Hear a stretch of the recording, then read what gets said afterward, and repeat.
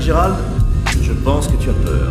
Vous dites ce genre de truc pour qu'on achète votre bouquin parce que il faut que je vous dise si c'est le cas, c'est une des pires remarques que j'ai jamais entendues. Eh ben, ouais, je sais pas siffler. Salut tout le monde et bienvenue sur l'écran fou. Et aujourd'hui, venons parler du énième blockbuster de l'été que je n'attendais plus au final, vu les déceptions qui se sont enchaînées. Et je veux bien entendu parler des 4 Fantastiques, sachant que je dis que je ne l'attendais plus, c'est surtout que en fait j'en avais pas vraiment d'attente tout court de base, même si effectivement les trailers m'avaient assez plu, parce que Marvel et les déceptions à répétition, ça fait que forcément, au bout d'un moment, tu fondes plus trop d'espoir sur leur production. Donc ici, en plus avec les 4 Fantastiques, un matériau d'origine qui est super intéressant, mais qui hélas n'a jamais vraiment eu droit de briller sur les écrans, hein. Que ce soit entre le nanar cosmique de 94 produit par Roger Corman, les 2 navets de Team Story, mais bon, qui reste quand même presque un plaisir coupable pour moi, notamment pour leur ringardise, et un reboot en 2015 aux ambitions plus sérieuses et sombres, mais qui a en fait été un vrai chaos de production avec un Josh Trank ingérable à la réal, à tel point que Simon Kinberg, donc le producteur, a dû partir un petit peu en damage control, mais pour un résultat pas glorieux pour autant, hein. Ah on peut dire que s'il y a bien une franchise qui a été malmenée du début à la fin dans l'univers Marvel, c'est bien les 4 Fantastiques, hein. Alors que pourtant, il y a vraiment matière à faire quelque chose de fort et d'épique avec tout ça. Donc bon, Disney qui désormais décide de tout exploiter jusqu'à plus soif à travers son MCU, même Deadpool y est passé, et un MCU qui en plus est en perte de vitesse après une descente aux enfers sur les 2 dernières phases, où vraiment les succès peuvent se compter limite sur les doigts d'une seule main, hein. Et donc Disney qui se dit que tiens, et si nous aussi on essayait de voir ce qu'on peut en faire, et de profiter par la même occasion de faire peut-être un petit reset de leur univers bancal pour repartir sur de meilleures bases, parce que c'est là aussi le challenge de ce film, au même titre d'ailleurs que son concurrent direct Superman pour le DCU, repartir sur des bases plus saines, si ce n'est que Marvel n'efface pas pour autant ses 5 phases précédentes, à l'inverse par exemple de Warner DC. Et j'avoue, même si oui, comme je le disais, les trailers ont quand même piqué ma curiosité, notamment par ce côté rétro, et le fait que le gars derrière la caméra, ce soit pas un manche quand même, hein. On parle de Matt Shankman, alors qui effectivement est un novice en termes de cinéma, mais bon, au niveau série, il est béton. Le gars, en l'occurrence, il a chapeauté l'intégralité de la série, de la meilleure série du MCU, donc à savoir WandaVision. Sauf que oui, il y a quand même un antécédent avec Marvel, hein. On sait que ça n'a plus la saveur d'antan. On va pas se mentir. Alors bon, ok, c'était pas le summum du 7e art, hein, mais avant, il y avait quand même de la vibe autour des films de super-héros qui a malheureusement disparu. Après, oui, évidemment, l'overdose est passé par là, ainsi que le manque de prise de risque, ça c'est inéluctable, et la volonté vraiment de tout interconnecter dans un multivers, alors qui en plus est trop complexe pour le niveau de créativité des mecs qui sont en charge de le développer. Et finalement, est-ce que la recette pour apprécier un Marvel, ce serait pas ça? De ne plus rien attendre de ces films, quoi. Quoique, bon, c'était un petit peu le cas aussi de Captain America 4 et Thunderbolt, notamment pour moi, et comme disait Dewey, j'en attendais rien et j'ai quand même été déçu. Alors, ou pas totalement conquis, au mieux, ou est-ce que tout simplement qu'on aurait enfin un bon Marvel? Est-ce que ce serait possible ça encore? Parce que oui... j'ai quand même pas mal apprécié, quoi. Malgré, quelques petits soucis qui font que ce n'est pas encore totalement nickel, hein. On va pas s'enflammer non plus comme Johnny Storm, mais bordel, qu'est-ce que ça fait du bien d'avoir un film de super-héros qui tient la route dans son ensemble, avec un vrai parti pris, avec une vraie tenue d'ensemble, en termes à la fois de fond et de forme. Et en plus, sur une durée de 1h55. Donc, c'est bien la preuve en fait qu'on peut refaire des films qui vont à l'essentiel sans s'égarer dans de la fausse complexité, pour allonger le truc, parce que tu comprends, un blockbuster digne de ce nom aujourd'hui, faut qu'il dure au moins 2h30, hein, même si ça n'a absolument rien à raconter. Non, là, avec les 4 Fantastiques, à peine 2 heures, pas de chichi inutile, du coup, le rythme, en fait, il tient la route, tu t'emmerdes pas, quoi. Donc, comme je le disais, film réalisé par Matt Shakman, dont je pense le travail sur WandaVision a énormément facilité son accession au poste. Alors, rappelez-vous, WandaVision, qui abordait en plus son histoire avec une approche vintage différente à chaque épisode. Et franchement, c'était esthétiquement super efficace, et tu sentais un vrai talent à concentrer l'atmosphère rétro dans son récit. Et là, ça se ressent tout autant, puisque on est évidemment, comme on l'avait vu dans les trailers, dans les années 60, donc pour vraiment revenir aux sources de la création du comic d'origine, puisque Jack Kirby l'avait créé dans les années 60, donc l'aspect rétro, et notamment rétro-futuriste, il est vraiment omniprésent, et il fonctionne super bien, avec notamment quelques petites idées, comme la reprise accessoire du format en 4/3, et ce, jusque dans les costumes, pourtant très kitsch, hein, et même dans la direction d'acteurs, d'ailleurs, voilà, on les fait vraiment jouer dans la tonalité d'époque. Donc tu baignes illico dans ce monde qui nous est proposé. Alors pareil, la photographie, pour nous plonger encore plus dans cette époque, qui force un petit peu d'ailleurs le trait sur les couleurs pastel, qui étaient très tendance autrefois. Donc le chef-op, c'est Jess Hall, donc à savoir le même qui avait déjà bossé avec Shakman sur WandaVision. Donc oui, il y a une vraie cohérence d'ensemble dans l'intention formelle de l'équipe de vouloir insuffler ce souffle à l'ancienne, et ce, jusque dans la musique. Oh, mais bordel, Michael Giacchino, mais ce génie, quoi. Il avait déjà plus rien à prouver, mais qu'est-ce que ça fait du bien d'avoir une bonne compo musicale qui colle déjà à l'image, voilà, avec des sonorités un petit peu old school, assez mélodiques, et surtout un souffle épique qui booste vraiment davantage la forme visuelle, et notamment via un thème principal. Wow, et ça faisait longtemps qu'on n'avait pas eu ça, quoi. Et plus encore, après la douche au glaçon de la composition musicale du pauvre John Murphy sur le Superman de James Gunn, hein. Bah oui, ça fait vraiment plaisir d'avoir une musique qui iconise ses héros. Pourtant, Giacchino, il avait déjà opéré pour le MCU, avec un effet beaucoup moins waouh, hein, d'ailleurs. Mais là, tu sens que derrière toute cette équipe, il y a eu la consigne qui a été donnée de faire en sorte, contrairement à avant où il fallait juste remplir des trous dans un calendrier via un minimum syndical, en termes notamment de créativité, là, tu sens qu'ici, il faut redynamiser l'univers Marvel au cinéma et redonner surtout le goût aux gens pour les films de super-héros, et que les 4 Fantastiques, voilà, qui jusque-là avaient toujours un peu été maltraités sur grand écran, méritent carrément d'être plus que ça, quoi, et surtout d'être carrément le fameux marchepied du renouveau de cet univers. Pareil, au niveau du choix de Matt Shakman pour diriger justement ce film, ça justifie d'autant plus que, au-delà du film de super-héros, c'est aussi un film sur la famille, donc un thème qui était déjà fortement abordé et mis en avant dans la série WandaVision, puisque justement on suivait une famille,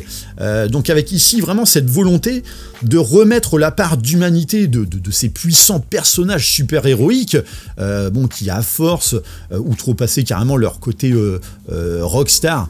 Enfin voilà, je veux dire, quand tu regardes les Doctor Strange, Black Panther, Iron Man, Captain America et autres, enfin bon, je parle de l'ancien Captain America, hein, Steve Rogers, hein, pas celui du 4. Hein. En fait, tous ces personnages, ils avaient presque un côté trop divin, de par leur aura, de par leur importance, qui les déconnectait de la nature d'être humain normal, avec une vie, et donc des gens qui mangent, qui aiment, qui chient, et j'en passe, comme tout le monde. Là, on remet vraiment cette part d'humanité sur la table, avec en plus un casting particulièrement alléchant de base, hein. Je veux dire, Pedro Pascal, Vanessa Kirby, Joseph Quinn, Ralph Ineson, et j'en passe. Combo gagnant. Bien que moi, je crois que j'ai fini quand même par faire une overdose de Pedro Pascal. Voilà, on le voit tellement partout, collé vraiment dans toutes les grosses productions. Enfin, tout le monde veut son Pedro Pascal, quoi. Et moi, je crois que je peux plus. Pour vous dire, rien que en ce moment, il est quand même à l'affiche de 3 films. hein. Donc bon, effectivement, je vais peut-être manquer un peu d'objectivité à son sujet, hélas, et c'est dommage parce que de base, c'est quand même un excellent acteur. Voilà, encore dernièrement, tu le vois dans Eddington de Ari Aster, il est génial. Oui, je sais, j'ai pas encore eu le temps de parler d'Eddington sur la chaîne, voilà, peut-être que je rattraperai ça. Et ici, je trouve qu'il fonctionne plutôt bien en Red Richards, mais ce trop-plein de Pedro Pascal, effectivement, ça fait que je vais avoir moins d'attache pour lui que pour les autres. Bien que, pour être quand même un petit peu plus objectif, on sent, outre l'appréciation personnelle, qu'il y a quand même un certain déséquilibre de traitement des personnages. Ça, c'est peut-être un des points faibles du film, quand justement, c'est l'union de ces 4 personnages qui fait leur force. Et ici, si Johnny et Sue Storm sont vraiment les piliers de ce film, avec un vrai développement moral et super-héroïque, et un traitement visuel excellent, Red Richards et Ben Grimm, donc alias La Chose, c'est beaucoup plus discutable. La Chose, il manque vraiment de développement personnel. Et ça, c'est un petit peu dommage, parce que les personnages sont importants, ils le sont au moins autant que l'histoire, je dirais même que d'ailleurs, bon, ils sont un petit peu l'histoire. Donc on parle évidemment, oui, de la famille, comme je le disais, avec tout ce que ça implique, entre sentiments, les tensions, les dilemmes moraux et j'en passe. Et on est pris dans ce récit qui ne veut pas commettre en plus l'erreur de recopier la formule de l'origin story, bon, au même titre, encore une fois, d'ailleurs, que Superman, hein, et d'ailleurs, c'est ça qui est un petit peu fou, au final, on a 2 films de super-héros en 2 semaines d'intervalle, 2 concurrents, 2 films qui doivent rétablir en plus une base pour la suite de leur blason, mais 2 films qui se refusent de tomber dans la facilité de narrer mécaniquement et chronologiquement la genèse de leur personnage. À la différence que ici, pour moi, ça fonctionne beaucoup mieux que dans Superman, dont je mettais en cause justement la narration dans ma review. Hein. Ici, on n'élude pas pour autant le passé, et surtout, mais mon Dieu, que ça fait du bien un film du MCU qui n'implique pas de devoir se taper 5 films et 3 séries pour pouvoir le regarder. Alors évidemment, cette indépendance, elle reste temporaire, hein, c'est le premier film de la phase, qui annonce également la suite, donc bien sûr qu'il n'est connecté à rien pour le moment, puisque rien d'autre n'est sorti, mais ça va changer. Mais en l'état, bah oui, profitons quand même de ce petit plaisir de pouvoir voir un film qui peut en l'état exister seul. Voilà, ça n'a presque plus de prix de nos jours, ça. Bonne surprise également autour de la surfeuse d'argent, qui donc avait, lors de son annonce, fait beaucoup de bruit, mais au final, ça fonctionne très bien. Elle est charismatique, elle est super bien faite, et pourtant, je partais avec beaucoup de scepticisme, hein. Pareil pour le grand ennemi Galactus, hein, donc sous les traits de l'incroyable Ralph Ineson. Enfin, ce mec, je l'adore, quoi. Bon, de toute façon, il a vraiment une tronche faite pour jouer des vilains, et en fait, ici, ça match direct. Si ce n'est que parfois, selon les plans, le traitement visuel peut quand même être discutable. D'ailleurs, ça aussi, c'est peut-être un des autres points que je trouverais le moyen de déplorer. C'est un traitement visuel assez inégal, notamment pour un film au budget de 200 millions de dollars. C'est-à-dire qu'on a des choses qui sont hyper réussies. Voilà, je parlais de la surfeuse d'argent, mais Johnny Storm avec l'effet des flammes, ou même La Chose, c'est nickel. Même Sue Storm avec tous ses pouvoirs, ça marche très très bien. T'as des décors, tu y crois énormément, avec notamment pas mal de practical, et puis bah t'as des fois, c'est juste pas possible, quoi. Tu te dis, faire ça, bon, il y a 15 ans, ok, mais pas en 2025. Alors là-dessus, je vais pas trop rentrer dans les détails, évidemment.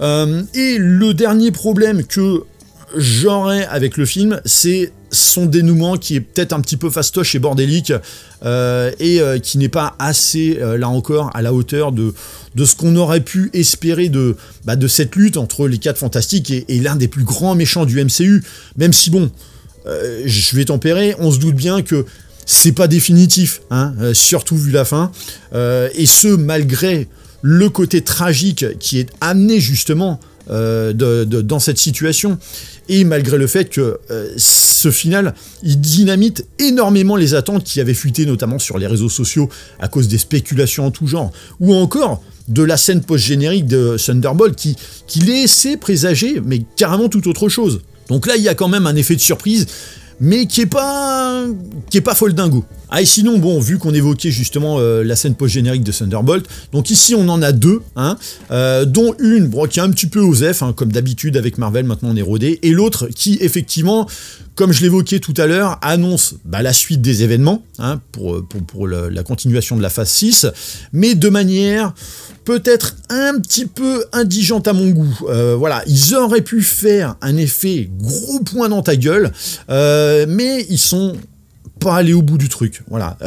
La hype que ça génère, elle est là, quand même, hein. T'es vraiment pressé de voir la suite, mais bon, c'est timide. Mais outre ça, je bouderais absolument pas mon plaisir d'avoir enfin pu apprécier un film du MCU, voilà, ça m'était quand même pas arrivé depuis longtemps, croyez-moi, hein. Comme j'ai dit, oui, c'est pas parfait, c'est inégal, et je comprendrais parfaitement que ça fasse sortir du film des gens sur certains aspects, mais il y a quand même une idée générale et créative derrière qui maintient en haleine, et c'est bien l'essentiel qu'on attend justement d'un film de super-héros, j'ai envie de dire. Après, oui, est-ce que mon avis ne serait pas biaisé par le fait que les blockbusters de ce mois de juillet et que même de cette première moitié d'année nous laissent de marbre à quelques rares exceptions, je sais pas, bon, je suis quand même du genre capable de ne faire aucune concession à un film tout juste moyen au milieu d'un océan de médiocrité. Bon, à voir avec le recul, mais je pense que peut-être autant pour les fans hardcore de Marvel qui en attendent toujours beaucoup trop et qui pensent à chaque fois que le prochain Marvel sera un banger, hein, comme ils disent, il y aura peut-être de la déception.